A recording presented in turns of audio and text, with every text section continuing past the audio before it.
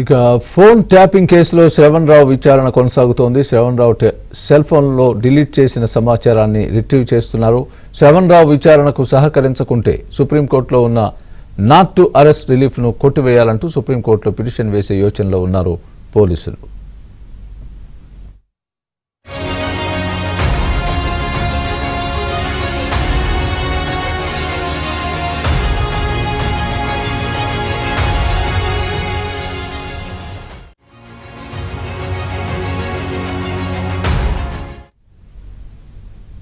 శ్రవణ్ రావు విచారణకు సంబంధించి పూర్తి అప్డేట్ మా ప్రతినిధి శశి లైవ్ లో అందిస్తారు. శశి, చెప్పండి, ఈ విచారణ ఏ విధంగా సాగుతోంది?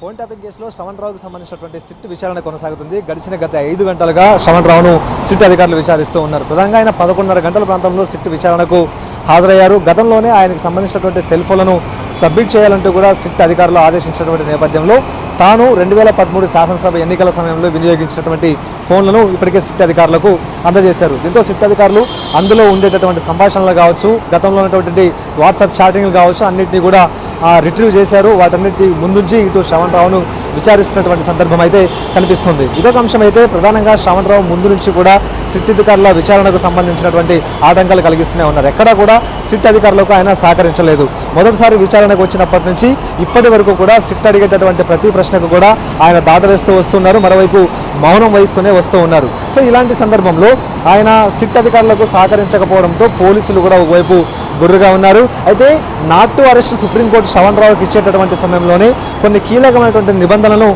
స్పష్టం చేసింది. అందులో భాగంగా ఇక సిట్ అధికారుల విచారణకు హాజరవ్వాలి, మరోవైపు వారికి సహకరించాలంటూ కూడా ఒక నిబంధనను అందులో స్పష్టం చేసింది. అయితే సుప్రీంకోర్టు నిబంధనలను కూడా పక్కన పెట్టి ఇటు సిట్ అధికారులకు శ్రవణ్ రావు సహకరించకపోవడంతో పోలీసులు ఇప్పటికే సీరియస్గా ఉన్నారు. సో ఇందులో భాగంగానే ఇప్పటికే సుప్రీంకోర్టు ఇచ్చినటువంటి మినహాయింపును రద్దు చేయాలంటూ కూడా కోర్టును ఆశ్రయించేటటువంటి యోచనలో కూడా ఇటు సిట్ అధికారులు ఉన్నట్టుగానే తెలుస్తుంది. ఒకవైపు పోలీసులకు సహకరించి మరిన్ని వివరాలు మాత్రం ఇటు శ్రవణ్ రావు బయట పెడితే మాత్రం చాలా కీలకమైనటువంటి పరిణామాలు ఈ అంశంలో చోటు చేసుకునేటువంటి అవకాశం అయితే చాలా స్పష్టంగా కనిపిస్తోంది. 2023 శాసనసభ ఎన్నికల్లో ప్రతిపక్ష నేతలకు సంబంధించినటువంటి ఫోన్ల మీద శ్రవణ్ రావు నిఘా ఉంచారు.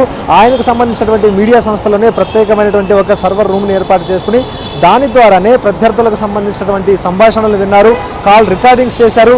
వాటిని బీఆర్ఎస్ పార్టీకి సంబంధించినటువంటి కొంతమంది నేతలకు వాటిని పంపారు కూడాను. ఇదొక అంశం అయితే ప్రధానంగా ఈ ఫోన్ ట్యాపింగ్ చేయడం ద్వారా ప్రతిపక్ష పార్టీల నేతలకు సంబంధించినటువంటి ఆర్థిక వనరుల మీద కూడా పూర్తి స్థాయిలో దెబ్బ కొట్టారు.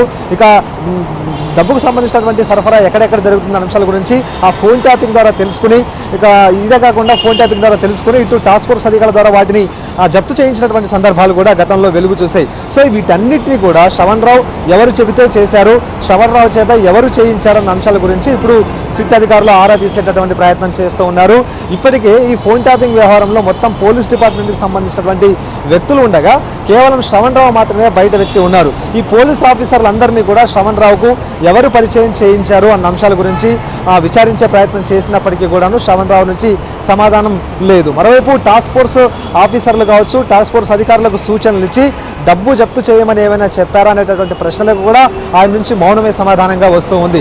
ఇదే కాకుండా ఫోన్ ట్యాపింగ్ చేయించిన తర్వాత సంభాషణలు విని ప్రతిపక్ష పార్టీలకు సహకరించినందుకు గాను ఏదైనా ప్రతిఫలం పొందారన్న అంశాల గురించి కూడా విచారించేటటువంటి ప్రయత్నం చేస్తూ ఉన్నారు. సో మొత్తానికి శ్రవణ్ రావు ఎక్కడ కూడా పోలీసుల విచారణకు సహకరించడం లేదు. 3 సార్లు విచారణ జరిగినప్పటికీ కూడాను పోలీసులకు సరైనటువంటి సమాధానాలు ఇవ్వలేదు. దీంతో విచారణ అసంపూర్తిగా ప్రతిసారి అసంపూర్తిగా మిగిలిపోవడంతో మరొకసారి నోటీసులు ఇస్తున్నారు, ఆయన విచారణకి పిలుస్తూ ఉన్నారు.